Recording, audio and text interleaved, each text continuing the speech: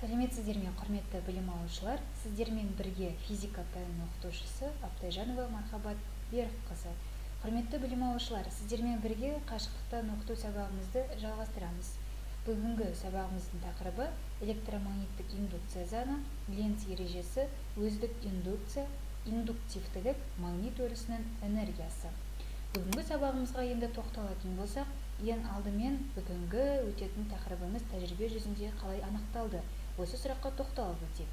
Фарадей тәжірибелері. Бірінші кескіннен байқап тұрғандарыңыздай, егер галванометр мен жалғанған соленоидқа тұрақты магнит жіберсе, онда магнит қозғалған жағдайда галванометр бағдаршасы ауытқиды. Міне мынау көріп тұрған кескіндеріңіздегі қондырғы, яғни физикалық құрылғы галванометр деп аталады.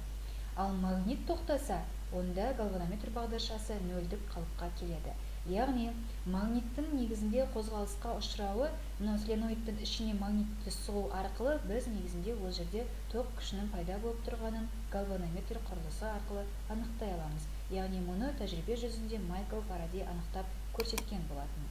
Және сол сияқты тыныштықта тұрған магнитке соленоидтағы алып немесе салатын болсақ, алдындағыдай процесс жүреді, яғни кері бағытта. Магнитті тыныштық күйінде ұстаймыз да, соленоидты оған керісінше алып немесе саламыз. Яғни дәл осы жерде де бізде галванометрімізде ток күші пайда болады. Яғни нөлдік көрсеткішті көрсетпейді. Мұндай тәжірибелер индукциялық тоқтың соленоидта пайда болуының біріне қатысты қозғалуымен байланысты екенін көрсетеді.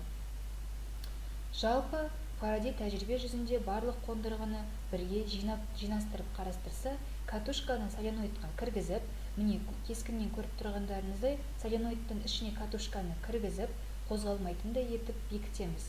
Соленоидта ток жоқ деп аламыз. Катушканы токқа қосып, яғни міне көрсетіліп тұрған мынау катушканы ток көзіне қосамыз және ажыратсақ, соленоидта индукциялық ток пайда болады. Мұндай жағдайда резисторда кедергі арқылы катушкадағы тоқты азайтып, күшейткенде байқауға болады.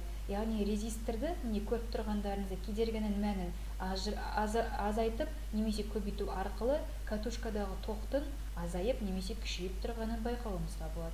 Бұл тәжірибеден соленоидта индукцияланатын тоқтың пайда болуы магниттің өзгерісінде болуын анықтайды.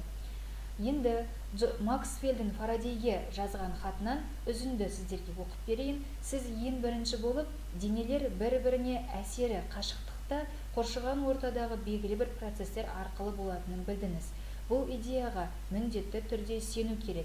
Менің ойымша, сіз күштік сызықтар түрлі бөгетте өрді айналып өтетінін, өткізгіште кернеудің өзгерісін қуатының, кристалдардағы бағыттарда бөге өтетінін айқын білесіз, айқын көріп тұрсыз деп жазған болатын. Енді бұл хатқа сүйене отырып, Майкл Фарадейдің тәжірибесін тағы да өзіндік ғалымдардың дұрыстығына көз жеткізгендігін анықтауымызға болады. Яғни Майкл Фарадейдің ұсынған тәжірибелік дәлелдемелері индукциялық тоқты анықтауға өте дұрыс қолданылған тәжірибе ретінде белгілі. Қозғалыстағы өткізгіштердегі электромагниттік индукция құбылысының негізгі анықтайтын кескінді мына сурет түрінде бейнеленген. Яғни бұл жердегі электрондардың қозғалысы белгілі бір рет бойымен бағытталып отыр.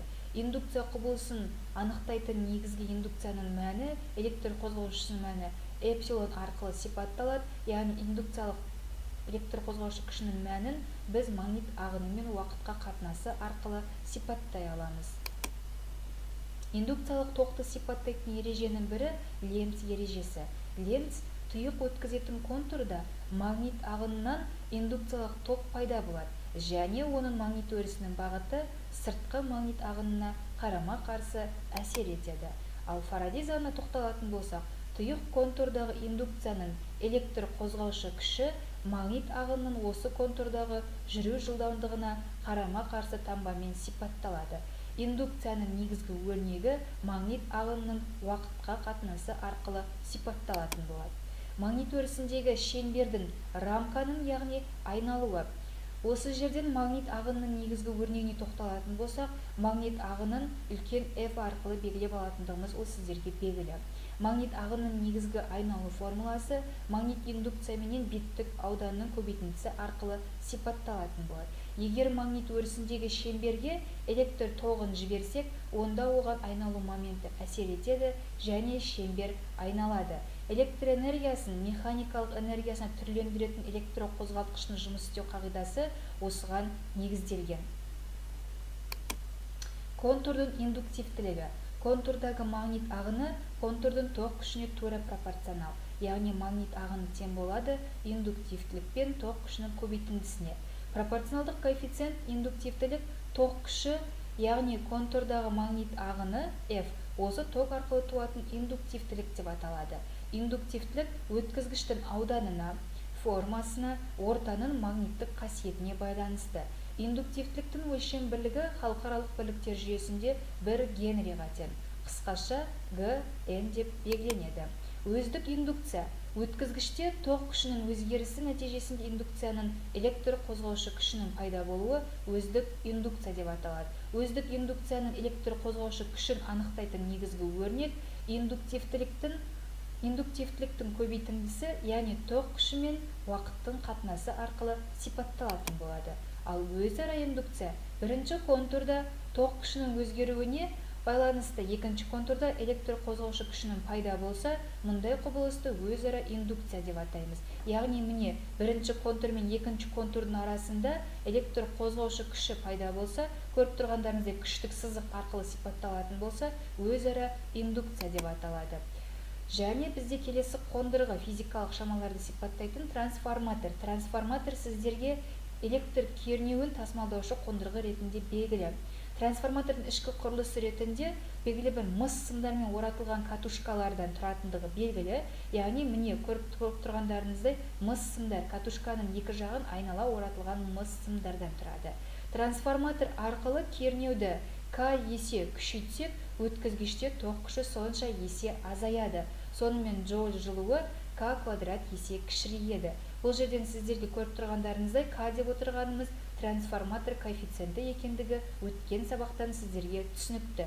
Бұл жердегі U1, U2 деп тұрғанымыз бірінші реттік және екінші реттік орамдардағы ұштарындағы пайда болып тұрған кернеу, ал эпсилон 1, эпсилон 2 осы кернеулер барысында пайда болып тұрған электр қозғаушы күштері. Ал бұл жердегі N1, N2 деп тұрғанымыз мына жерде катушканы айнала оратылған мыс сымдардың саны. Ал К трансформатор коэффициенті. Трансформатор коэффициентін біз осы кернеуді К есе күшейту арқылы соншалықты тоқ күшінің азаятындығын түсініп алуымыз шарт. Ажыратқан және қосқан кездегі тоқтар қалай өзгереді? Контурдағы күш өзгерген кезде өздік индукция, яғни электр қозғаушы күші пайда болады. Сонымен мұнда индукциялық тоқ пайда болады және өздік индукция экстракторы деп аталады. Индуктивтілігі бар кедергіні көбейткен жағдайда тоққа қосылған электр қозғаушы күшінен өздік индукция электр қозғаушы күшінің шамасы асып кетуі мүмкін. Сондықтан мұндай контурды тез ажыратуға болмайды, өйткені изоляция істен шығуы мүмкін. Магнит өрісінің энергиясы. Магнит өрісі энергия тасымалдаушы болып табылады. Сондықтан магнит өрісінің энергиясы жұмысқа тең. Яғни жұмыс пен магнит өрісінің энергиясын біз бір-біріне теңестіріп аламыз. А тең болады W-ға. Жұмыс энергияға теңескен жағдайда біз индуктивтілікті көбейтеміз тоқ күшінің квадратына және оны бөлеміз 2-ге. Құрметті білім алушылар, бұл тақырыпқа байланысты барлық материалдар параграф білімге жүктелінді және тақырыпқа байланысты бірнеше тапсырмалар легі ұсынылды. Кері байланыс ретінде сіздер міндетті түрде тапсырмаларды орындап параграф білімге жүктейміз. Ал келесі кездескенше сау болыңыздар.